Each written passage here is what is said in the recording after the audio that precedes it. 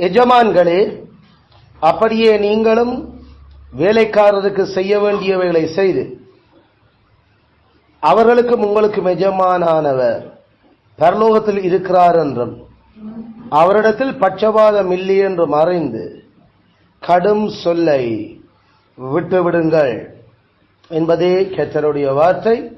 தேவன் இந்த வேத வசனத்தை சபைக்கு ஆசீர்வதித்து தருவாராக. ஆமென், ஆமென். சகோதரரே, நாங்கள் கடந்த 4 வருடங்களாக வீட்டாருடைய கடமைகளை குறித்து பார்த்து வந்து கொண்டிருக்கிறோம்.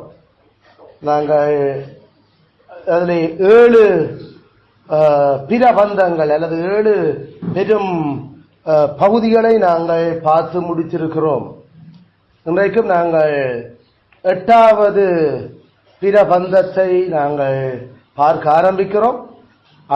அதோடு நாங்கள் இந்த வீட்டாருடைய கடமைகளை பற்றி வேதவங்களுக்கு படிப்பிக்கிற சகல அந்த கடமைகளையும் நாங்கள் பார்த்து முடித்து விடுகிறோம்.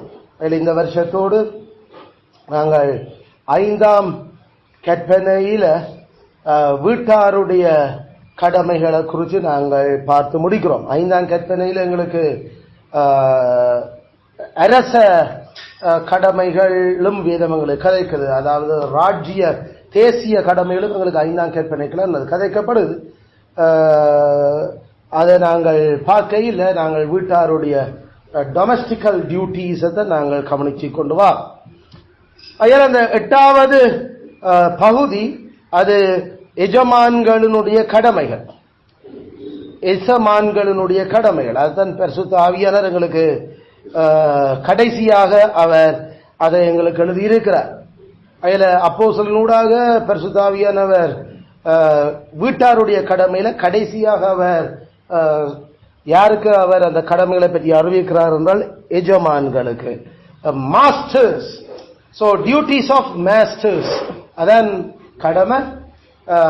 டியூட்டிஸ் ஆஃப் மாஸ்டர்ஸ், எஜமான்கள் அல்லது ஆண்டகை, ஆள்பவர்களினுடைய கடமைகள். எஜமான், ஆண்டை என்று நாங்கள் தமிழில் சொல்றது அல்ல, ஆண்டகை என்று சொல்றது அது எல்லாம் எஜமான், தலைவர் அவருடைய கடமைகள். அதில் இந்த வசனத்தை நாங்கள் 6ஆம் அதிகாரம் 9ஆம் வசனத்தில் 2 பெரும் பிரிவா நாமல் பிரிக்கலாம்.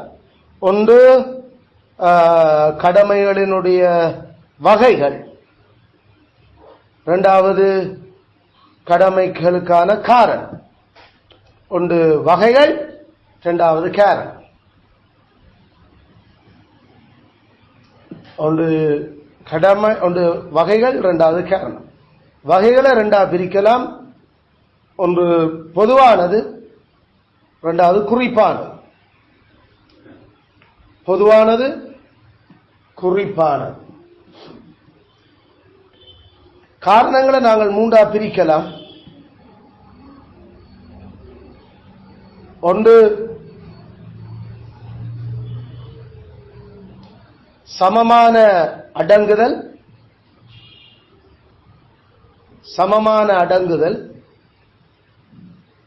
2வது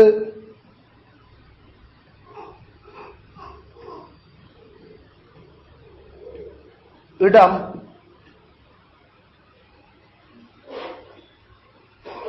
3வது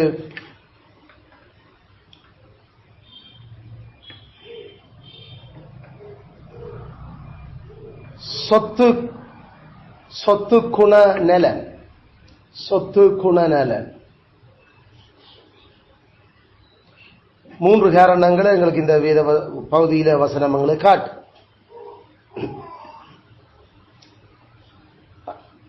அயலால இப்படித்தான் நாங்கள் இந்த வசனத்தை பிரித்து நாங்கள் முக்கியமா பார்க்கிறோம்.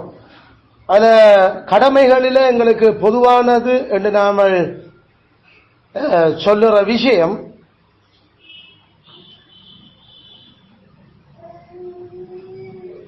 இந்த வசனத்துல நாம பார்க்கிறோம்.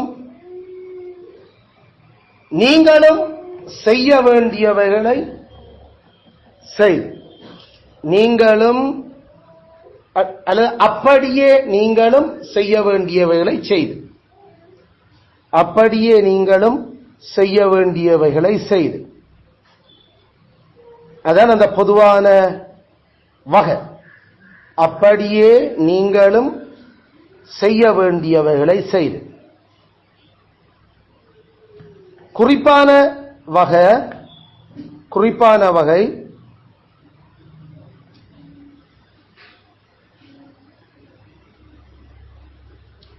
பயமுறுத்தலை தவிர்த்து, பயமுறுத்தலை தவிருங்கள். அது தமிழ்ல கடும் சொல்லை விட்டு விடுங்கள் என்று டிரான்ஸ்லேட் பண்ணியிருக்கிறோம். அது வசனத்தால பயமுறுத்துறதா இருக்கலாம், சொல்லால பயமுறுத்துறதா இருக்கலாம், அல்லது அடியால பயமுறுத்துறதாயும் அது வேற. ஆங்கிலத்தில் forbearing threatening என்று சொல்றது பயமுறுத்துறது, threatening. அதில் அது நம்ம வாயாலையும் செய்யலாம், அல்லது நாங்கள் அடிகளாலையும் எஜமான்கள் அதை செய்யலாம். ஏற்கனவே நாங்கள் பார்த்திருக்கிறோம் வேலைக்காரருடைய கடமைகளுக்கு கீழே. அதனால பயமுறுத்தல்களை தவிர்த்தல் அதான் குறிப்பான கடமை.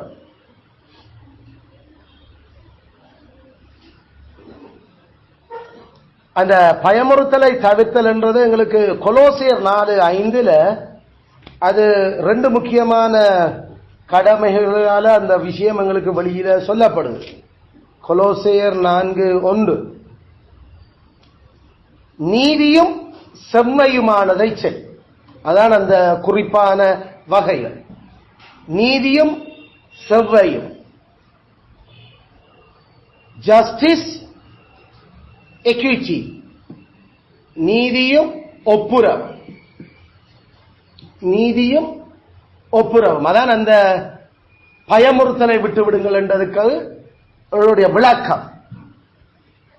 அத கொலோசியர் 4:1 எங்களுக்கு சொல்லப்படுது. நீதியும் ஒப்புரவுமானதை செய். ஒப்புரவு, ஜஸ்டிஸ், எக்விட்டி. அதில் இது அந்த வகைகள்.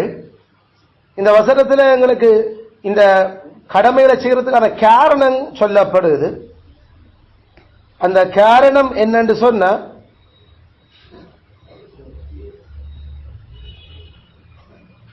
உங்களுக்கும் எஜமான் இருக்கிறார்,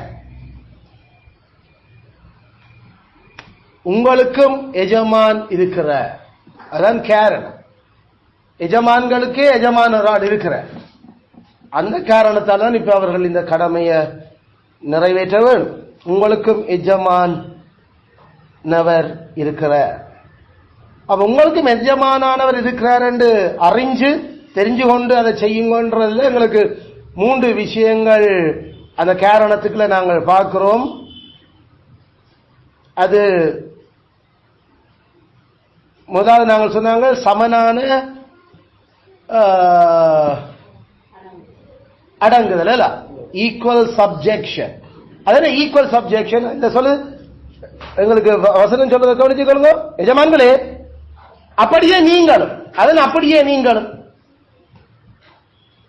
யூ ஆல்சோ. அப்ப ஏற்கனவே அப்ப அப்படியே என்று சொல்லுங்க. அப்ப மேல இருக்கிற வசனத்தோட அது ஜாயின் பண்ணி எங்களுக்கு கதைக்கப்படுது. அப்ப மேல சொன்னது வேலைக்காரருக்கு.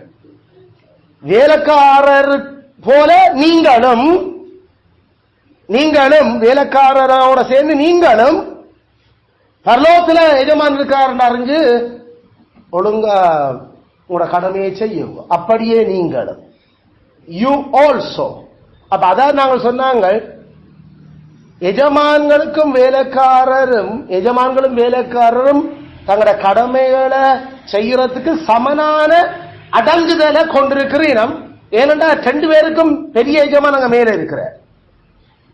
ஆகையால எஜமான் வேலைக்காரர் மட்டுமில்ல அடங்குறது, எஜமான்களும் தங்களுடைய எஜமான்களுக்கு அடங்குறது நிமித்தம் இந்த கடமையை செய்ய வேண்டும். அதான் முதலாவது பை ஈக்குவல் சப்ஜெக்ஷன், சமனான அடங்குதல் முதலாவது காரணம். 2வது காரணம் அந்த பெரிய எஜமான் எங்கே இருக்கிறார்? பரலோகத்தில் இருக்கிறார். ஆகையால அதான் அவருடைய இடம். அவர் மண்ணுலகில இருக்கிற உன்னமேர் எஜமான் இல்ல, அவர் மண்ணுலக்கும் விண்ணுலகுக்கும் ஆண்டவன். அவர் வாழ்றதே விண்ணுலகில. ஆகையால அவருடைய ஆட்சிக்குள்ள நீ இருக்கிறாய் என்று விளங்கி அறிஞ்சு இந்த கடமைகளை செய். அதான் அந்த பை த பிளேஸ், இடம் என்று நான் கதைச்சது ஏற்ற இடம். உண்மையில இயேசு கிறிஸ்துவனுடைய அவர்களுக்கு எஜமான். ஆகையால பரலோகத்தில் இருக்கிறார், பரலோகத்தில் இருக்கிறார் என்று. அதான் அந்த இரண்டாவது காரணம், பரலோகத்தில் இருக்கிறார். மூன்றாவது காரணம் அவருடைய அந்த பெரிய எஜமானுடைய சொத்து குணநலன் இல்ல, என்ன அவற்ற ப்ராப்பர்ட்டி என்று நாங்கள் சொல்றது. இங்கிலீஷ்ல ப்ராப்பர்ட்டி என்று நாம சொல்றது, இப்ப அந்த கேரக்டரிஸ்டிக் என்று தமிழ்ல நாம சொல்றோம். அதை விட அது கூட, அது அவரோடு உடன் பிறந்த அவர் இருக்கிற, இல்லாட்டி அவர் இல்ல உண்மையில. அப்படிப்பட்ட அந்த சொத்து குணநல அது எங்களுக்கு சொல்லப்படுகிறது. அவரிடத்தில் பட்சபாதம் இல்லை, அவரிடத்தில் பட்சபாதம் இல்லை.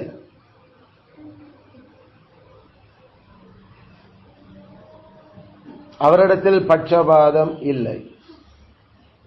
அதான் இந்த மூன்றாவது காரணம்.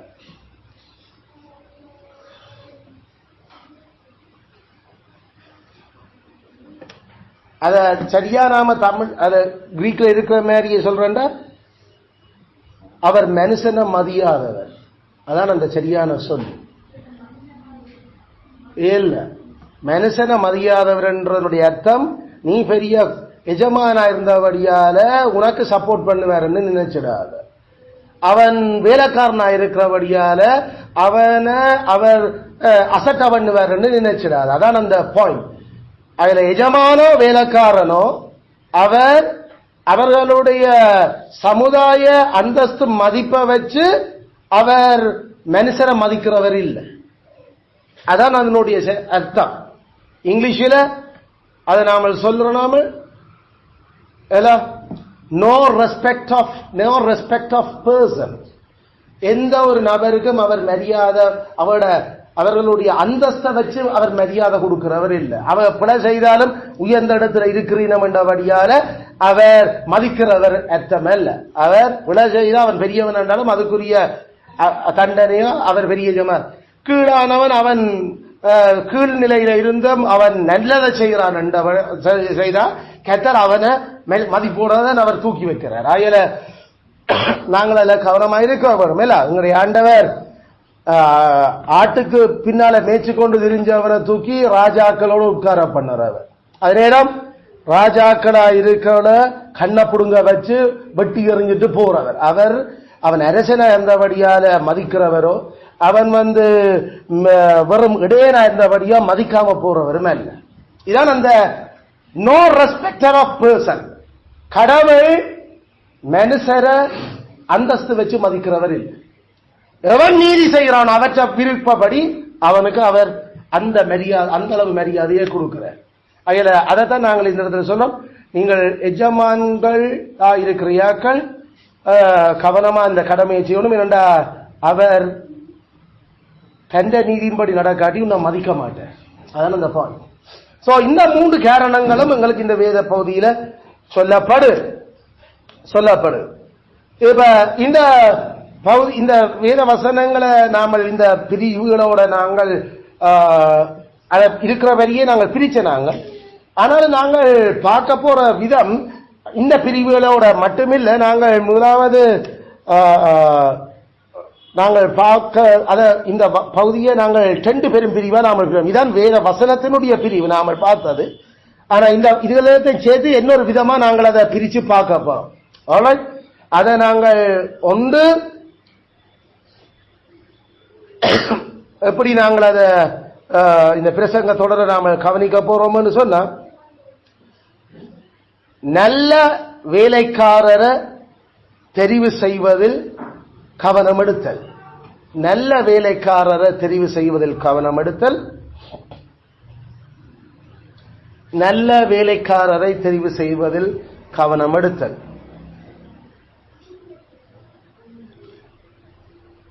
இரண்டாவது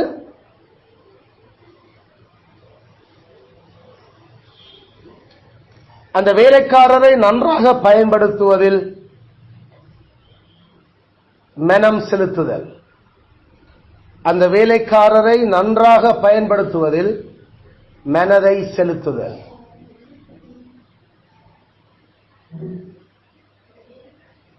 அந்த வேலைக்காரரை நன்றாக பயன்படுத்துவதில் மனதை செலுத்துதல். அப்ப எஜமான்களாக இருக்கிறவர்களுடைய விஷயம் எஜமானா இருக்கணும்னா அவருக்கு வேலைக்காரன் இருக்கும். அப்படின்னா எப்படிப்பட்ட வேலைக்காரனை தெரிவு செய்கிறது இப்ப வேதம் கதைக்க தொடங்கும். அவர் தன்னை இந்த கடமைகளை சரியா நிறைவேற்றுறதுக்கு எஜமான் தான் சூஸ் பண்ணுற அந்த சர்வன்ஸ் குட் சர்வன்ஸ் இருக்கிறதுல he has to take care. ayala care in choosing good servants, care in choosing good servants. அதான் அந்த அவர் முதலாவது கவனிக்க வேணும். அப்படி சூஸ் பண்ணிட்டாரோ குட் சர்வன்ட், அவன் நல்ல வேலைக்காரன் தான் விட்டுடேராது. அந்த நல்ல வேலைக்காரனை நல்லா பயன்படுத்தி அவன்ல இருந்து அந்த பிரயோசனத்தை எடுத்துக்கொள்ள வேண்டும். ayala conscious in well using them, conscience in well using them. conscience ன்னு சொல்றது மனசார அல்லது மனசு செலுத்தி மனசு வச்சு அந்த வேலைக்காரரை நல்லா பயன்படுத்தினவர். well using.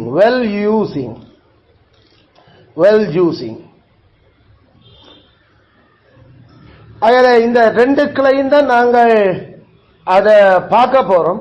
அப்ப அந்த வெல் யூசிங் என்று நாம சொல்லிக்கல நல்லா பயன்படுத்துறதுன்றது ரெண்டு விதத்தில் அது செய்யப்பட போகுது. ரெண்டு விதத்தில் அந்த நல்லா பயன்படுத்துறது வர போகுது. ஒன்று தன்னுடைய அதிகாரத்தை ஞானமா நிலைநிறுத்தி கொண்டிருத்தல், தனது அதிகாரத்தை ஞானமாக நிலைநிறுத்துதல், மெயின்டைன் பண்ணணும். வேலைக்காரனை நல்ல வேலைக்காரனை நல்லா பயன்படுத்தணும்டா எஜமான் தன் அதிகாரத்தை ஞானமா நிலைநிறுத்த வேணும். இரண்டாவது அந்த வேலைக்காரனை சரியாக நிர்வகிக்க வேணும். ஒன்று ஞானமா அதிகாரத்தை அவன்ல பயன்படுத்துறது, இரண்டாவது அவனை சரியாக நிர்வகிக்கிறது. ரைட்லி மேனேஜ், முதல் வைஸ்லி மெயின்டைன், இரண்டாவது rightly manage, wisely maintain the authority, இரண்டாவது rightly manage them. இந்த ரெண்டு விஷயமும் நாங்கள் மனுஷன்மாருடைய கடமைகள் படிக்கல சொன்ன முதல் விஷயம். இந்த மனுஷிய சரியா சூஸ் பண்ண வேணும். பிறகு அந்த மனுஷிய நல்லா கவனமா பயன்படுத்த வேண்டும். ஏன்னா மனுஷிய கடவுள் மனுஷனுக்காகத்தான் படைச்சபடியால அவளை சரியாக நல்லா ஞானமா பயன்படுத்த வேண்டும். அந்த ரெண்டும் செய்யறதுக்கு இவர் தன்னுடைய அதிகாரத்தை ஞானமா நிலைநிறுத்தணும் அவளோட. இரண்டாவது அவளை சரியாக மேனேஜ் பண்ணணும். ஞானமா தன் அதிகாரத்தை அவள் மேல பயன்படுத்தாட்டியும் அவளை சரியாக நிர்வகிக்காட்டியும் அங்க குடும்பம் உடையும், குடும்பம் கட்டப்படாத, குடும்பம் நாசமா. இது நாங்கள் 3 வருஷத்துக்கு முன்னுக்கு படிச்ச விஷயம். இப்ப கடைசியாயும் தலைவனாயிருக்கிறவன் தன் வேலைக்காரரை மேனேஜ் விஷயத்திலையும் சரியா நல்ல வேலைக்காரரை சூஸ் பண்ணுறாரு. பிறகு அந்த வேலைக்காரரை சரியாக நிர்வகிக்கிறதுக்கு நல்லா பயன்படுத்துறதுக்கு அவர் மனசு செலுத்திக்கல தன் அதிகாரத்தை அவர் ஞானமா பயன்படுத்துறார். அவனில அது நேரம் அவனுடைய கடமைகளை நிறைவேற்றுறதுக்கு அவனை சரியா அவர் நிர்வகிக்கிறார். Rightly manage. அதுல அங்க ரைட்லி மேனேஜ் இல்லையோ, வைஸ்லி மெயின்டைன் அத்தாரிட்டி இல்லையோ, அங்க எல்லாம் தடம் புரண்டு பிரச்சனையா இருக்கும். அந்த எஜமானுக்கும் வேலைக்காரருக்கும் இடையிலான அந்த உறவு நிலைகள். ஆகையால எஜமான்களுக்கு பொறுப்பு கூட, எப்பயுமே மேலானோருக்கு தான் பொறுப்பு கூட, கீழானோருக்கு பொறுப்பு குறைவு. கீழானோர் மேலானோர் செய்யறத செய்தா மட்டும் காணும் சொல்றது. ஆனா மேலானோர் என்ன சொல்ல போறோம்ன்றத கவனமா பலதுல யோசிச்சு சொல்ல வேண்டிய விஷயம் இருக்கு. அதனால கீழானோர் என்ன செய்யணும் எப்படி செய்யணும் என்று யோசிக்க தேவையில்லை. மேலானோர் என்ன செய்யணும் எப்படி செய்யணும் ஏற்கனவே சொல்லி தந்திருப்பினோம். அதை அப்படியே செய்து கொண்டு போனா காணும். ஆனா எது செய்ய சொல்லணும் எப்படி செய்ய சொல்லணும்ன்றதுக்கு மண்டை உடைக்க வேண்டியாக மேலானோர். அதனாலதான் புருஷன், பெற்றார், பிறகு எஜமான் அந்த பொறுப்புல சரியான கவனமாக அவர்களுக்கு மேல பொறுப்பு கூட, அவர்களுக்கான அடிகளும் கூட, அவர்கள்ட்ட பொறுப்பு கூறலும் கூட. சோ சரியா கவனிக்க வேண்டும் நாங்கள் இந்த விஷயத்துல. இப்ப இந்த எஜமான்கள் என்று படிக்கிற இந்த விஷயம் நாங்கள் ஏற்கனவே வேலைக்காரன் படிக்கல, வருமான உழைப்பில ஈடுபடுற வேலைக்காரருக்கும் நாங்கள் அப்ளை பண்ணாங்க. வருமான உழைப்புக்காக இப்ப தயார்படுத்தி கொண்டிருக்கிற பிள்ளைகள் ஏனையவர்களுக்கு நாங்கள் அதை பயன்படுத்தினாங்க. அப்ப இப்ப எஜமான்கள் நாங்கள் இப்ப படிக்க தொடங்கியல அது புருஷனுக்கும் பொருந்தும், அதே நேரம் பெற்றாருக்கும் அது பொருந்தும், அதே நேரம் நேரடியா வருமான உழைப்புகளுக்கு பொறுப்பாக இருந்து அந்த அதை செய்கிற நிர்வகிக்கிற அந்த வர்த்தக வியாபார எஜமான்களுக்கும் அது பொருந்தும். வேதம் பொதுவாக வேலைக்காரர் என்ற அந்த சொற்பதத்தை 4ஆம் கற்பனையுடன் பயன்படுத்துது, 5ஆம் கற்பனையுடன் பயன்படுத்துது. அந்த 5ஆம் கற்பனைக்குள்ள அதே நேரம் அது 4ஆம் கற்பனைக்குள்ளையும் அது எஜமான்களுக்கான பொறுப்பாக அது வேலைக்காரரை கொண்டு வந்து வேலைக்காரர் வேலைக்காரிகள் என்று வேதம் கதைக்கு. அதனால வீட்டுக்கு வெளியில பிசினஸோ அல்லது எம்ப்ளாயியோ வேதம் கதைக்கிறது இல்லை. தன் சொந்த குடும்பத்தினுடைய வருமான உழைப்புக்காகத்தான் வேலைக்காரர். அந்த ஒரு கான்டெக்ட்ல தான் பைபிள் எங்களுக்கு இந்த கடமைகளை கதைச்சு கொண்டிருக்குது. நம்ம காலத்துல இருக்கிற மாதிரி வீட்டை கவனிக்காம வீட்டை புறம் தள்ளி போட்டு ஏதோ வேலை என்று இப்ப கிணவர் இருக்கிறீங்க. அப்படி வேதம் ஒரு நாளும் வேலையை எங்களுக்கு சொல்லவே இல்லை. வேலை என்றதே வீட்டுக்காகத்தான். வீட்டாருடைய கடமைதான் எஜமானும் வேலைக்காரன். அயல எஜமானா இருக்கிறவன் தந்த மனுஷி பிள்ளைகள், அது நேரம் அந்த வேலைக்காரரும் தந்த வீட்டாராத்தான் இப்ப அவன் அதை ட்ரீட் பண்ண தொடங்குறான். அதனால சில நேரம் அவர்கள் வேலை இடங்களை கம்பெனியில ஆபீஸ்ல இது நம்ம உங்களுடைய 2வது வீடு என்று சில வேளையில சொல்லுவீங்க. ஏன்னா அவளுக்கு விளங்குது இதுவும் வீட்டாருடைய கடமைக்குள்ள வருகிறேன். அயல நாங்கள் வீட்டுல ஒரு 12 மணி நேரம் நாங்கள் தங்குறோம்டா ஆபீஸ்லயும் 12 மணி நேரம் தான் அந்த கடமையில. ஏன்னா அது வீட்டாருடைய அடுத்த பகலுக்கு 12 மணி நேரம் வேலை. அது ஆகையால நாம வீடு வேற வேலை வேற என்று பைபிள் பிரிச்சு பார்க்க எங்களுக்கு சொல்ல இல்லை. வேலை என்றா வீட்டுக்காகத்தான், வீட்டாற்ற கடமை தான் வேலை. விளங்கு. அப்ப அந்த மனுஷி பிள்ளைகளினுடைய முன்னேற்றம் அதே நேரம் தங்களுடைய அந்த முன்னேற்றத்துக்காக வேலைக்காரர். அந்த வேலைக்காரர் அங்க தங்களோட முன்னேற்றத்துக்கு அவர்கள் சப்போர்ட் பண்ணி உதவி செய்கிறபடியால அவருடைய திறமையில் பயன்படுத்தப்படியால அந்த வேலைக்காரத்த குடும்பங்களும் அவர்களும் போஷிக்கப்பட்டு பாதுகாக்கப்பட்டு முன்னுக்கு வாரினர். வேலைக்காரர் ஒரு நாளும் எஜமான்கள் அல்ல, எஜமான்கள் ஒரு நாளும் வேலைக்காரர் அல்ல. வேலைக்காரர் எஜமான் என்றது வேதம் அந்த சில அவர்களை பிரிச்சு தான் வைக்கிறார் ஆண்டவர். அதே நேரம் சில நேரம் வேலைக்காரர் இருக்கிறார்கள் கத்தர் அவர்களை எஜமான்களா மாற்றுறதுக்கு அவரால் முடியும். அதனிடம் ஒழுங்கில்லாத எஜமான்கள், ஜாக்கிரதை இல்லாத எஜமான்களை அவர்கள் வேலைக்காரராக அவர்கள் மாறி போறதையும் வேதம் காட்டு. அதனால நாம எங்களுக்கு கடவுள் அழைச்ச அந்த அழைப்புகளில கவனமா இருந்தா அழைப்பு மாறாது இந்த அந்தஸ்து நிலைகள். அப்படி இல்லையென்றா நாங்கள் மாறி எங்களுடைய கஷ்டங்களை நாங்கள் அனுபவிக்க வேண்டி வரும். சோ இந்த அடிப்படையில் நாங்கள் இன்றைக்கு முதலாவது பார்க்க போற விஷயம், நல்ல வேலைக்காரரை எஜமான்கள் தெரிவு செய்ய வேணும். நல்ல வேலைக்காரரை எஜமான்கள் தெரிவு செய்ய வேணும். of masters choosing good servants. Of masters choosing good servants. நல்ல வேலைக்காரரை எஜமான்கள் தெரிவு செய்ய வேண்டும்.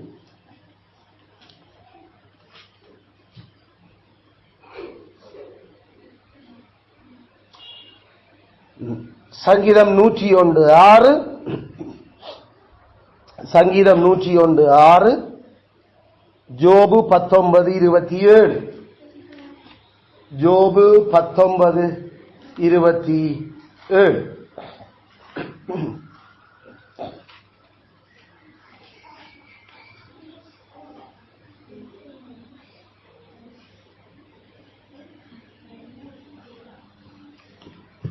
சோ நாங்கள் கவனிச்சுக் கொள்வோம்.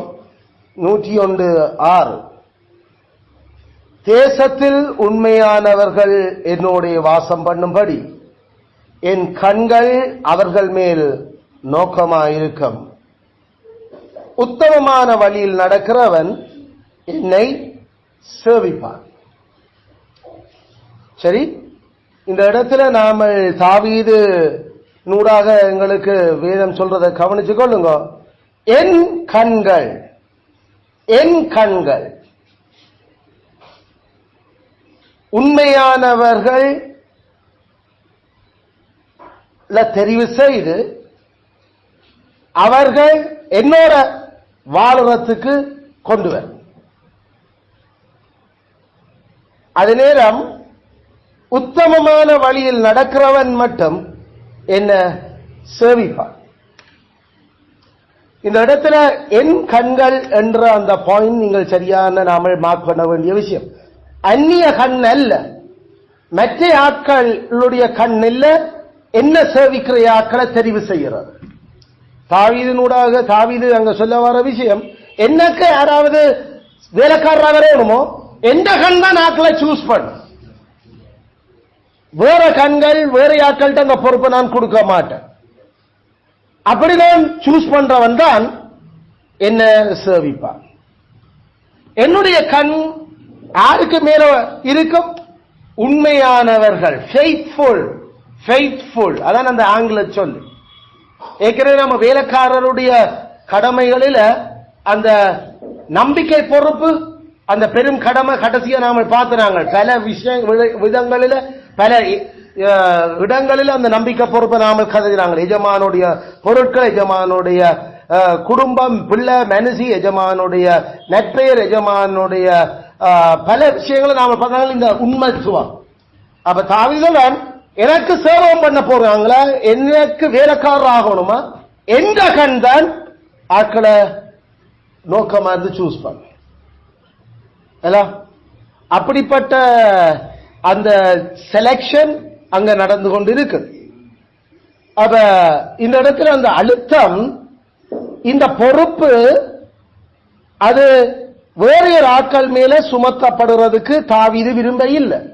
அதை குறிப்பா நீங்கள் பார்த்தீங்கன்னு சொன்ன 7வது வசனம், அது திரும்ப வீட்டோடு தான் அதை சம்பந்தப்படுத்துற. நாம அடுத்த விஷயத்துக்கு கவனிக்க போறோம்.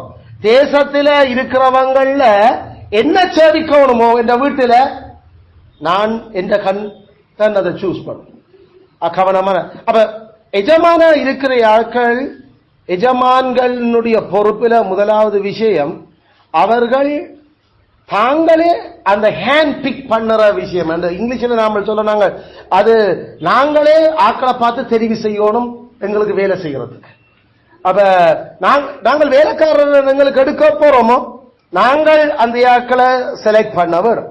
இப்ப ஒரு ஆபீஸ்ல ஒரு பாஸ் கீழே அல்லது ஒரு டிபார்ட்மெண்ட்டுக்கு கீழே வேலை செய்ய போற ஆளை நாங்கள் வந்து இன்டர்வியூ கூப்பிடல, அந்த ஆள்ல நாங்கள் யாரு கீழே அவர் வேலை செய்ய போறாரோ அந்த ஆட்கள்கிட்ட தான் நாங்கள் ரிஃபர் பண்ணி அனுப்புவோம். ஏண்டா அந்த ஆளுக்கு அந்த ஆள பிடிக்குதா, அந்த ஆள பார்க்கல, கதை கேட்கல, அவற்ற கடந்த கால வேலைகளுடைய திறமைகளை டாக்குமெண்ட்ஸ்ல பேப்பர்ல காட்டேக்கல, அல்லது அவரோட பேசக்கல, இப்படிப்பட்ட அவற்ற பாஸ்ட் எக்ஸ்பீரியன்ஸ் இருக்கின்றத விளங்கிக் கொள்றது அவர் நேரடியாக அவர் பார்க்கணும். இப்ப ரிக்ரூட்மெண்ட் ஆபீசர் நாங்கள் இருக்கிறோம். அவர் ரிக்ரூட்மெண்ட்க்கு பொறுப்பாக, அதாவது வேலைக்கு எடுக்கிறதுக்கு பொறுப்பான டிபார்ட்மெண்ட் நாங்கள் இருந்தாலும் அந்த குறிப்பிட்ட நபர் யாருக்கு கீழே வேலை செய்ய போறாரோ அவருக்கு கீழே நாங்கள் இன்டர்வியூக்கு அனுப்புறோம். நாங்கள் ஏண்டா அவருக்கு அவர் பிடிக்காட்டி நாங்கள் அதை ரிஜெக்ட் பண்ணுறோம். ஏண்டா யாருக்கு கீழே ஒரு ஆட்கள் வேலை செய்ய போறோமோ அந்த ஆட்களுக்கு பிடிச்சிருக்கணும். அந்த ஆளை அது என்னத்தை வச்சு பிடிக்குது? அந்த பைபிள் சொல்றது அவனுடைய உண்மைத்துவம், அவனுடைய நல்ல நன்மைத்துவம், அந்த குட் சேவன், அது நன்மைத்துவம் உண்மை என்றது அந்த பொறுப்பு தான் வெளியில வர போகுது. அதைத்தான் எங்களுக்கு சொல்லுது. மைண்ட் ஐஸ், என்ற கண்கள், என்ற கண்கள்லாம் சூஸ் பண்ணுமான சூஸ் பண்ண. அப்ப நாங்கள் யாரையும் ஒரு ஆளுக்கு வேலைக்கு அனுப்பிக்கல, அந்த யாருக்கு அவர் பொறுப்பு சொல்ல போறாரோ, யாருகிட்ட இருந்து அவர் கட்டளைகளை எடுத்து அந்த வேலைகளை கேரி அவுட் பண்ண போறாரு, அவர்கள்லாம் கட்டாயம் அவர்களை சூஸ் பண்றதா இல்லையான்னு முடிவு பண்றோம். சிலவன பெரும் நிறுவனமாக இருக்கிறவங்கள 1000-2000 பேர் எடுக்கிற இடத்துல அவருடைய டாக்குமெண்ட்ஸ் சரியா இருக்குதா, அவர்களுடைய பேக்ரவுண்ட் சரியா இருக்குதா, ஒரு அளவுக்கு மேலோட்டமா நாங்கள் அதுகள் எல்லாத்தையும் பார்த்து சரி இவரை நாம எடுக்கலாம் என்ற ஒரு யோசனையில எடுக்கிறோம். ஆனா நாங்கள் சரி என்றாலும் அது யாருக்குள்ள நேரடியா இப்ப யார் அவருக்கு எஜமான வர போறாரோ அவற்ற கண் ஆளை பார்த்து சூஸ் பண்ண வேணும். அப்ப சில வேளையில நாங்கள் அவர் அன்னைக்கு லீவ் என்று சொன்னா நாங்கள் இன்டர்வியூக்கு வந்தாலே நீங்க இன்னொரு நாளுக்கு வாங்கன்னு சொல்லி தான் அனுப்புறோம். நாங்கள் இரண்டா அந்நியன் அல்ல, அந்த ஆளுடைய கண் தான் அவரை பார்க்கணும். அப்படி சூஸ் பண்றதுக்கு பிபிலிக்கல் பிரின்சிபல் எங்களுக்கு சொல்லுது. நான் தான் செலக்ட் பண்ணுவேன். எங்க வீட்டுல உத்தமமா இருக்கிறவன் தான் வாழலாம். இந்த கபடு அந்த பக்கம் இந்த ஓட்டு மாட்டு செய்யறவன் கபடு செய்யறவன் எந்த வீட்டிலே இருக்கிறார் என்ற 7வது வசனம், கபடு செய்யறது என் வீட்டில் இருப்பதில்லை. அப்ப மேல தேசத்தில் உண்மையானவர்கள் என்னோட வாசம் பண்ணுவாங்க. அவன் எஜமான் தேசத்துக்கு தான். ஆனா தேசத்துக்கு சூஸ் பண்ணேக்கல கூட அவன் தான் அதை கவனிச்சு கொள்ளுறான். அது நேரம் தன் வீட்டுக்கும் அப்படிப்பட்டியாக்கலாம் வரணும் என்றான். அதனால நாம எல்லாரும் இந்த நாட்டுக்கு ஜனாதிபதியா வர்ற நிலைமையில இல்ல இலங்கையில. ஆக நாம வீட்டுல எங்களுடைய வீட்டாற்ற கடமையில செய்யறதுக்கு நாம ஒரு பிசினஸ அல்லது எங்களுடைய வீட்டுல ஒரு பிசினஸ நாம கூப்பிடுறது. பிசினஸ் நாங்கள் சொல்றது பொதுவாக அதனுடைய அர்த்தம் குறிப்பிட்ட நேரத்தை ஒரு வேலையில செலவழிக்கிறது. அது தேங்காய் புடுங்க வாரவனா இருக்கிறதும் அதுவும் ஒரு பிசினஸ் தான். அது வீட்டை சுத்தம் பண்ண கூப்பிடுற ஆட்களா இருக்கலாம், அதுவும் ஒரு பிசினஸ் தான் அவங்களுக்கு. அதுக்கு இப்ப எஜமானு பார்க்கல வீட்டுக்குள்ள கூப்பிடுற. அப்படி வீட்டுக்குள்ள கூப்பிடக்கல அத அந்த எஜமானி பார்த்து சூஸ் பண்ணணும். இன்னொரு ஆட்கள் சொல்லி வச்சா அவங்க வந்தாலும் பிடிக்கதா பிடிக்கலையாண்டு அது கடைசியில் அந்த வீட்டு எஜமானி தான் முடிவு பண்றது. அது ஒரு பிசினஸ். ஏண்டா அவர் வந்துட்டு குறிப்பிட்ட நேரத்துக்கு பிறகு போகலாம். ஆனா அதுக்கு காசு கொடுக்கிறது, அதுக்கான பொருளாதார நலன்களை நாம பரிமாற்றம் நடந்து கொண்டு இருக்கு. ஆகையால அது எங்கட கண்ணால சூஸ் பண்ணணும். இல்ல எனக்கு வேண்டாம், ஐயோ அவன் சரியான கரைச்சல் வேண்டாம் எங்களுக்கு, அதை ரிஜெக்ட் பண்றதுக்கு எஜமானிக்கு முடியும். ஆகையாலதான் நாங்க சொல்றோம், நல்ல வேலைக்காரன் தேங்காய் விடுங்கிறது கூட அவன் நல்லவரா, ஐயோ தேவையில்லாத ஆளா, சொல்ற வழி கேட்டு புடுங்குறான் இல்லையா, தான் நேச்சதெல்லாம் தட்டிட்டு போறானான்னு நாங்க கணக்க பாக்குறோம். ஏண்டா நல்ல வேலைக்காரன் எஜமானியினுடைய விருப்பத்தின்படிதான் தேங்காயும் புடுங்கும். அதை விட்டு போட்டு தனக்கு காசு கூட வரப்போகுது அல்லது ஏறினதா ஒரு ஏடியப்பே தட்டிட்டு போகும் எல்லாத்தையும் தட்டிட்டு பச்சை கிளாஸ் எல்லாம் தட்டிட்டு போறவன அப்புறம் என்னதுக்கு நாம பிடிக்கிறது. அப்ப நாம இல்ல உனக்கு தரமாட்டேன் காசு, நீ என்ன விலசெல்லாம் தட்டிட்டு விட்டு இருக்கிற. அப்ப இப்படி பல விஷயங்கள். இது ஒரு பிசினஸ், அதுவும் ஒரு பிசினஸ் தான். அதுல வீட்டுல சமைக்க வாரையாள்ல இருந்து, பிள்ளை வாக்க வாரையாள்ல இருந்து, தேங்காய் விடுங்க வாக்க, குப்பை அள்ள வாரையாக்கள்ல இருந்து, அல்லது இது நம்மள எஜமான்கள் ஆக்குது அந்த இட நேரம். இப்ப நாம சரியான வீட்டுக்குள்ள ஆக்களை விடேக்கல அவங்க நல்ல ஆக்கலான்றது நாம சரியா சூஸ் பண்ணிருக்க வேணும். அவ அப்படிப்பட்ட அந்த விசுவாசம், அப்படிப்பட்ட ஒரு நம்பிக்கை தான் யோபு விலையும் இருந்தது. அப்படிப்பட்ட ஒரு விசுவாசத்தை ஜோபிலே நாங்கள் பார்க்கிறோம். எந்த கண் தான் பார்க்கும் அவர், அந்நிய கண் பார்க்காது. அதான் நம்ம ஜோபு 19:27, ஜோபு 19:27 அந்த வசனத்தை நீங்கள் கவனித்துக் கொள்ளுங்க. ஜோபு 19:27 என் மீட்பர் உயிரோடு இருக்கிறார் என்ற. 25 அவர் கடைசி நாளில் பூமியின் மேல் நிற்பார் என்று நான் அறிந்திருக்கிறேன். இந்த என் தோல் முதலானவைகள் அழுகி போன பின்பு நான் என் மாம்சத்திலிருந்து தேவனை பார்ப்பேன், அவரை நானே பார்ப்பேன். அந்நிய கண்கள் அல்ல, என் கண்களே அவரை காண். இந்த இடத்துல ஜோபுவுக்கான மீட்பர், ஜோபுவினுடைய இரட்சகர், ஜோபுவுக்கு ஆக வேலை செய்தவர். இதான் அந்த பாயிண்ட். ஜோபுவை ரட்சிச்சவர். இப்ப நமக்கும் ஒரு வேலையோரால் செய்ய வரைக்கும் என்ன செய்யணும்? எங்களுடைய பேரம் எங்களுக்கு செய்ய வேண்டிய விடயங்களால அவர்கள் எங்களை காப்பாற்றுறீனம் அல்லது எங்களை அவர்கள் ரட்சிக்கிறீனம். அப்ப இந்த இடத்துல ஜோபுவினுடைய ரட்சகர் நமக்கு தெரியும், அது கிறிஸ்து. அவர் எங்கட ரட்சகர் இருந்தார். அப்ப ஜோபுவும் சொல்ற எங்களுக்கு வேதம் சொல்ற மாதிரி அவர் எங்களுக்கு ரட்சிக்கப்படுகிறவர்களுக்கு அவர் வேலைக்காரரான. அதுதான் எங்களுக்கு கொரிந்தியர்ல அப்போஸ்தலன் பவுல் சொல்ற, ரோமர்லையும் பெறுது. அவர் எங்களுக்கு டயக்கன் ஆனார், டீக்கன், அதாவது எங்களுக்கு பணிவிடைக்காரனான. இயேசு கிறிஸ்துவே அதை தான் சொன்ன, நான் ஊழியம் கொள்ளும்படி வராமல் நான் வேலை செய்யும்படிதான் வந்தேன். அது நேரம் அவர் சீஷருக்கு சொன்னார், நான் எப்படி உங்களோட கால்களை கழுவுறனோ அதை ஒரு எஜமான் செய்கிறது இல்ல, அது ஒரு வேலைக்காரன் செய்கிற வேலை. அதே போல நீங்களும் சபைக்கு வேலைக்காரராக இருந்து கொள்ளுங்க. அதில் அந்த கிறிஸ்துவம் தன்னை வேலைக்காரன், தான் அந்த மக்களுக்கான இரட்சகன், வேலை செய்து அவர்களை மீட்கிறவர் என்ற அந்த படத்தை ஜோபுக்கு நல்லா விளங்கி இருந்தது. அதில் ஜோபு சொன்ன அந்த வேலைக்காரனை அல்லது பணியாளனை எந்த கண்ணன் பார்க்கும், அந்நிய கண் இல்ல, எந்த கண்ணால நான் பார்ப்பேன். அந்த அந்த விசுவாசம் அல்ல, அந்த நம்பிக்கை எங்களுக்கு இங்க அழுத்தம் எங்க வருது? குறிப்பாக எங்களை காப்பாற்றுறது அல்லது எங்களுக்கு உதவி செய்யறதுக்கு, எங்களை தப்பு வைக்கிறதுக்கு, எங்களுடைய பேரங்களை இலகு உண்டாக்கி அவர்களுடைய திறமைகளால அவர்களுக்கு கடவுள் கொடுத்திருக்கிற அந்த தாளந்துகளால எங்களுக்கு சேவகம் பண்ணுற அந்த நபரை நாங்கள் எங்க சொந்த கண்ணால பார்த்துதான் நாங்கள் அவர்களை எங்களுக்கு எடுத்துக்கொள்ளுவோம். அதெல்லாம் ஜோப் சொன்னார், எந்த தோலெல்லாம் அணுகி நான் கடைசியில நான் கல்லறையில வைக்கப்பட்ட பிறகும் கடைசி நாளில அவர் பூமியின் மேல நிற்பார் என்று எனக்கு தெரியும். எந்த கண் அவரை பார்க்கிறோம். ஆமே, அதனால அது பெரும், அது பெரிய நம்பிக்கை, அது இறுதிக்கட்ட நம்பிக்கை.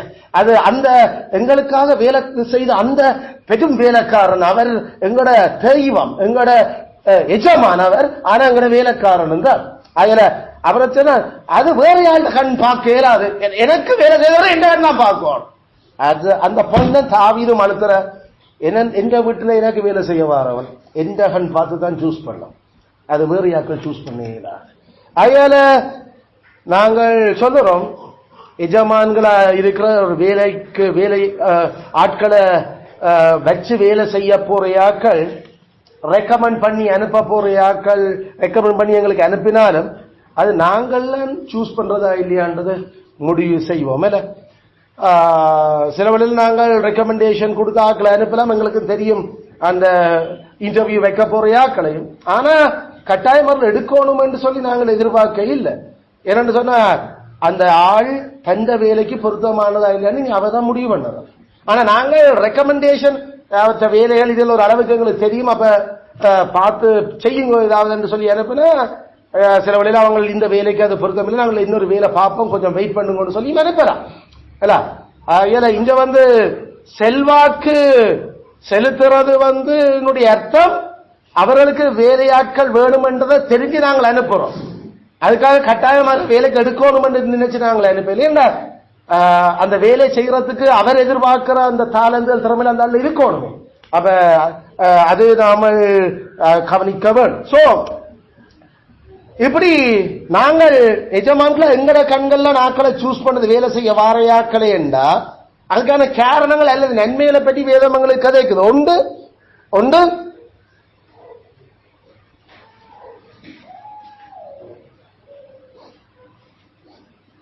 வேலைக்காரர்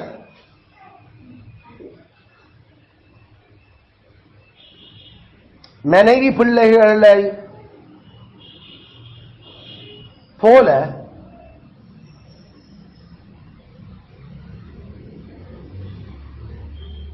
நமக்கு பெரிய திறமான பயன்பாடு உள்ளவர்கள், பெரிய திறமான பயன்பாடு உள்ளவர்கள்.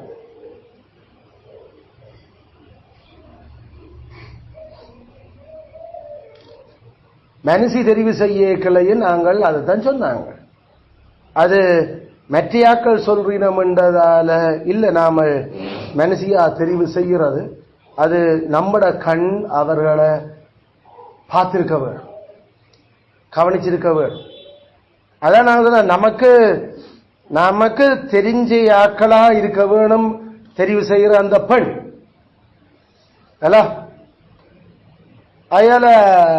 அதெல்லாம் நாங்கள் இந்த அவர் சொன்னார் இவர் சொன்னார் என்றதை பொதுவாக நாங்கள் பெரோயாவில் ஏற்றுக்கொள்ற பின்னுக்கு நிற்கிறோம். நாங்கள் எங்களோட பேசி பழகி இருக்கணும் அவசியம் இல்லை.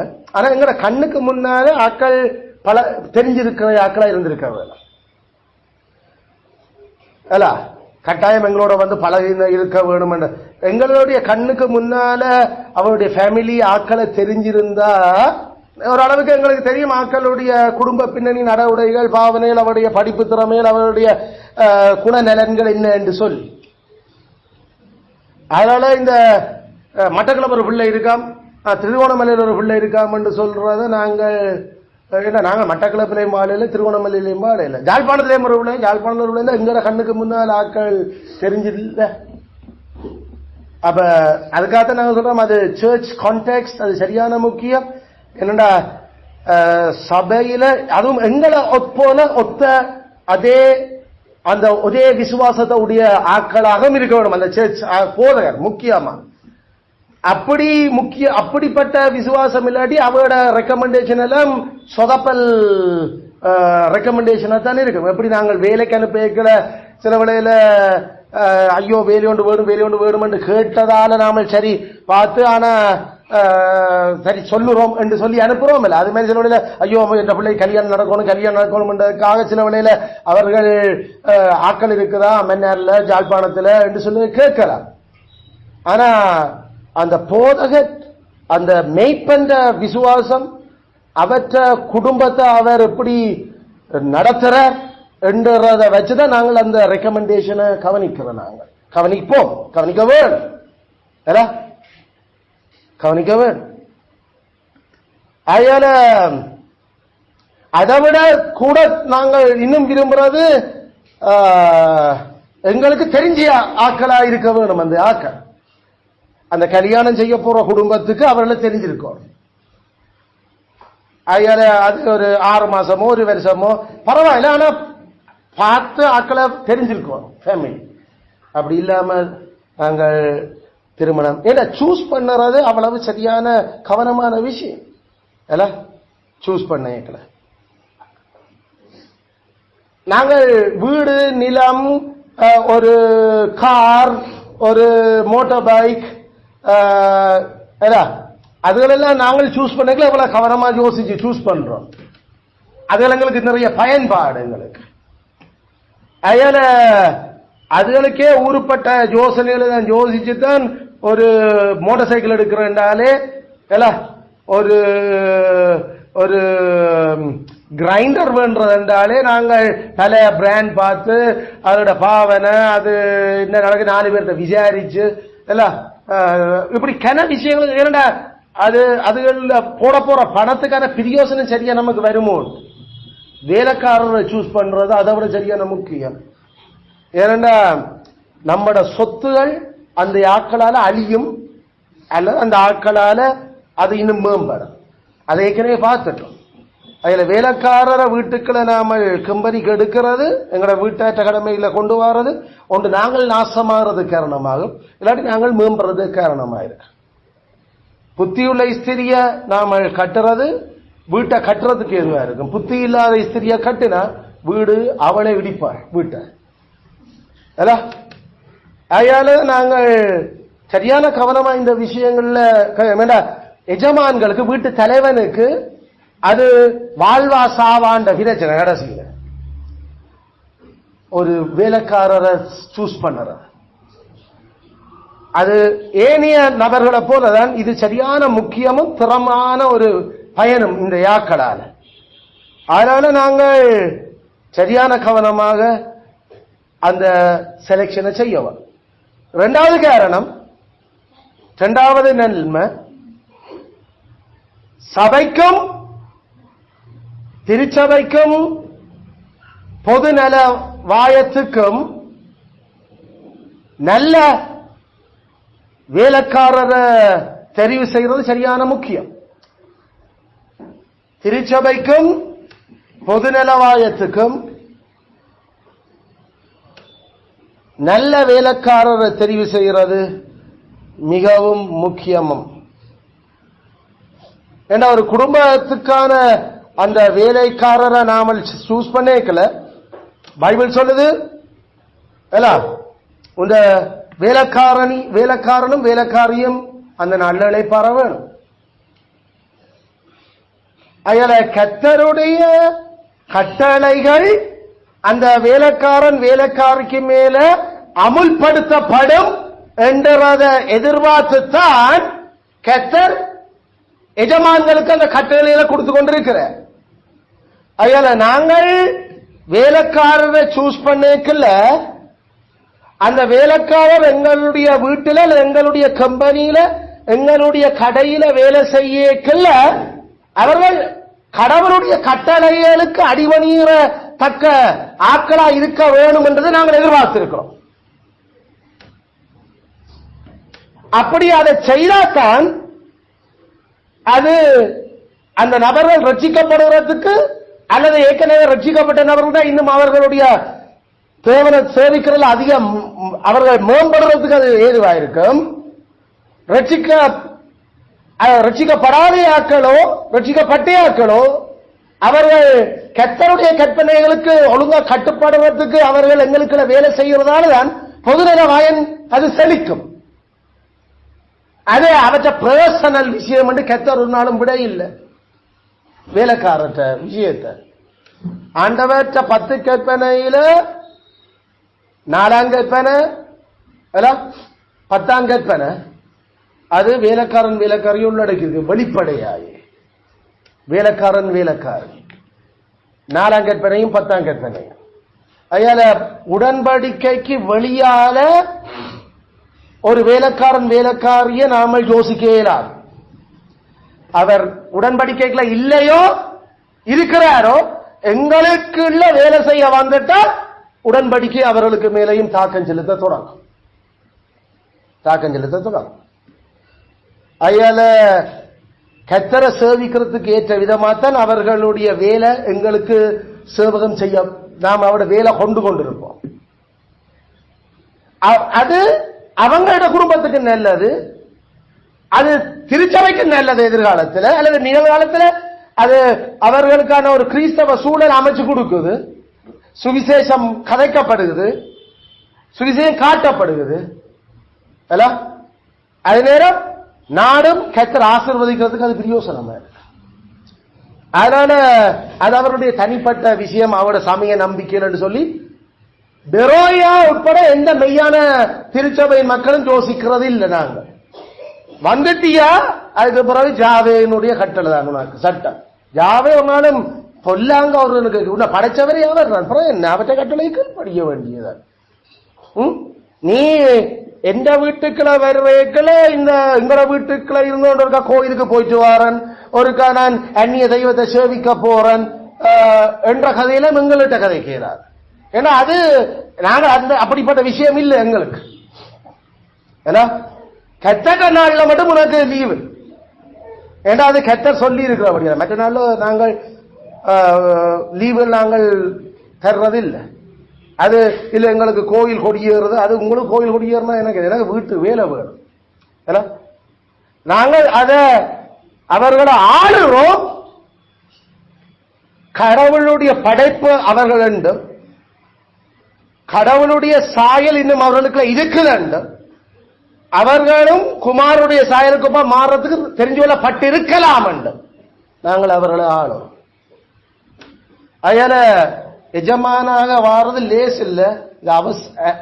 அவிசுவாசிகளோட சரியான கவனமா டீல் பண்ண வேண்டிய விஷயம். நாங்கள் அவர்களுக்கு கத்தர் எங்களோட முகம் சுளிக்கிற மாதிரி 10 கற்பனைக்கு நாங்கள் ஏற்றது இல்லாம அவங்களோட டீல் பண்ண தொடங்குற எங்களோட வருமானம் எல்லாம் நாசமாக. அதனால சரியான கவனமா நாங்கள் அதுல இருக்கிறோம். மூன்றாவது காரணம், மூன்றாவது நன்மை நல்ல வேலைக்காரரை தெரிவு செய்கிறதால அதிக நன்மைகளை அவரிடமிருந்து பெறுவோம் என்று நாங்கள் நம்புறோம். அதிக நன்மைகளை அவரிடமிருந்து பெறுவோம் என்று நம்புறோம். அதேவேளை அவர்களுக்கும் அதிக நன்மை கிடைக்கும் என்று நாங்கள் நம்புறோம். அவர்களுக்கும் அதிக நன்மை கிடைக்கும் என்று நாங்கள் நம்புறோம்.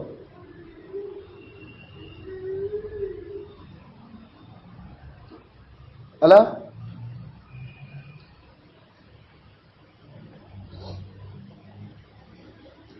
நமக்கு தெரியும் எங்களுக்கு வேலை செய்யறாக்கள் ஒரு ஒரு ஒழுங்கில்லாத ஓட்ட வேலைக்காரன்டா முடிஞ்சு போச்சு. பேருக்கு தான் எங்களுக்கு வேலை.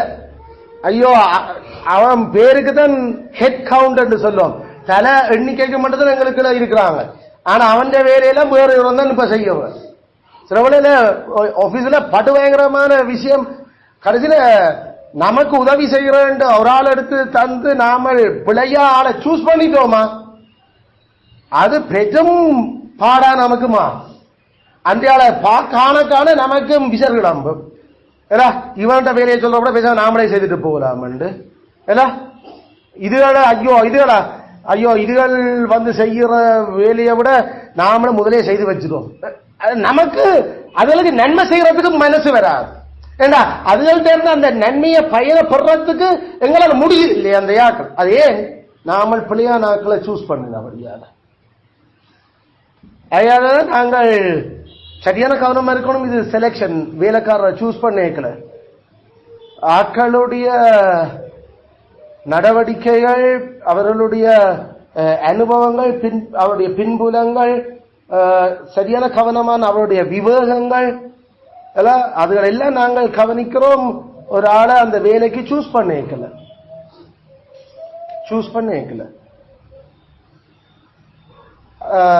சரியான கவனமா இருக்கிறோம். நாங்கள் தையல் வேலைகளுக்கு ஆட்கள் எடுக்கலையும் எழுத வாசிக்க தெரியாட்டி நாங்கள் எடுக்கிறது இல்லை. ஒரு கொஞ்சமாவது அவர்கள் தமிழ் எழுத வாசிக்க தெரிஞ்சிருக்க வேண்டும்.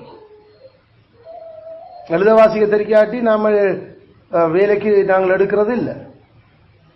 அடுத்தது எழுத வாசிக்க நல்லா தெரியும், ஆனா விரல் அந்த தொழிலுக்கேற்ற விதங்கள் அடையாளம் காணுறதுகளுக்கான சில டெஸ்டுகள் நாங்கள் வச்சிருக்கிறோம். அதனால அந்த டெஸ்டுகள் அவர்கள் கட்டாயம் பாஸ் பண்ணி ஆகும். அது அந்த உடுப்பு பிடிக்கிறதுல அவருடைய 2 பெருவிரலும் இந்த விரலும் கையாளுற முறைக்கு நாங்கள் சில டெஸ்டுகள் அதில் வச்சிருக்கிறோம் மக்களுக்கு. அப்ப அது குறிப்பிட்ட டைம் செட் பண்ணுறோம்.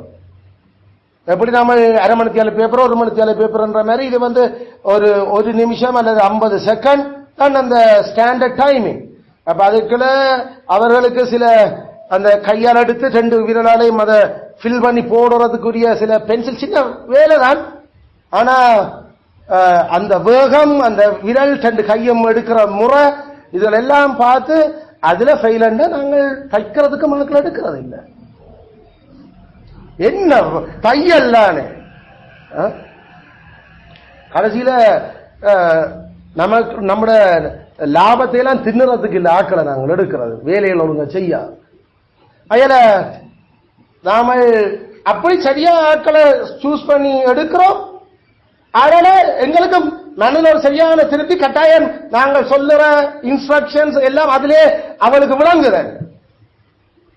அல்ல சில நாங்கள் அதை சொல்லி அந்த விஷயங்களை எப்படி செய்வது என்ன மாதிரி சொல்லி அது தான் நினைச்ச மாதிரி செய்யணும் அதை நினைக்க வேண்டிய அது அது கேட்கிற காது இல்லையா அதுக்கு அந்த ஆளுக்கு. அதனால சில வேளையில அதுக்கு படிப்பிக்க வர்ற அந்த ட்ரெயினர் வந்து ரிஜெக்டட். என்னத்துக்கு மேடம் ரிஜெக்ட் பண்ணிட்டீங்கன்னா என்ன சார் பார்க்க தெரியலையா நான் ஒன்று சொன்னா அதை இன்னும் செய்து கொண்டு அப்புறம் என்னத்துக்கு நான் அதை எடுக்கிறேன் அது மாதிரி தானே உள்ளுக்கு வந்து செய்ய அதனால எடுக்கிறாது. இதுவே விளங்கல அப்புறம் என்ன அது இல்லாம விளங்கு. அதனால எந்த வேலைக்கும் அந்தந்த வேலையோட சம்பந்தப்பட்ட விவேகமும் அந்த கையோடையோ காலோடையோ அதுக்கேற்ற நுணுக்கங்களும் எல்லாம் நாங்கள் பார்த்து தான் நாங்களை சூஸ் பண்றோம். அத அந்த கொடுக்கிற கமாண்ட கேரி அவுட் பண்றதுக்கு மனசு இருக்குது ஆளுக்கு. இல்லாட்டி தான் பெரிய நிபுணன் மாதிரி ஏதோ தான் தண்ட விளையாட்டதுக்குள்ள காட்டுவோம் அப்படிதான் சூஸ் பண்ணுறோம். எங்களுக்கு ஆட்களை யாராவது தாங்களே சூஸ் பண்ணி பெரிய ஆட்கள் ஜிஎம் யாராவது கொண்டு வந்து விட்டாலும் சார் எல்லாம் இருக்கு இனி உங்களோட முகத்துக்காகத்தான் எடுப்போமே தவிர மற்றபடி அப்படின்னு எடுத்துறாது. அது எனக்கு ஆட்கள் தந்தவன் நீ பார்த்து ஏதாவது வேற வேலையை பார்ப்போம்னு சொல்லி அனுப்பிடுறேன். ஏண்டா அவங்களுக்கு தெரியும் நமக்கு இந்த செட் ஆகடி ஆனா எங்களுக்கு முகம் தெரியாது அந்த ஆட்களை இன்டர்வியூக்கு வரைக்கும் நாங்கள் அதெல்லாம் ஏண்டா நமக்கு அந்த ஆட்களுடைய அந்த இருந்து வேலை எடுக்கலாம் என்ற ஒரு மனசு சரியா வந்தா சார் நாங்களும் அவர்களுக்கான ப்ரமோஷன் அவர்களுக்கான சம்பளம் கூட்டுறதுக்கு நாங்களும் முன்னுக்கு கதைப்போம். பிடிக்கலையோ நமக்கும் அவளால பிரியோசனம் இல்ல அவர்களுக்கு நம்மளால பிரியோசனம் இல்ல. அதனால வேலைக்காரரை சூஸ் பண்ணிக்கல நாங்கள் அவர்கள்ட்ட அதிக நன்மைகளை பெறுவோம் என்ற நம்பிக்கையோட சூஸ் பண்ணணும். அதே நேரம் அவர்களுக்கும் அதிக நன்மை கொடுக்க போறோம் என்றதை நாம விளங்கிக் கொள்ளும். இதை வச்சுதான் நாங்கள் அதை சூஸ் பண்ணோம்.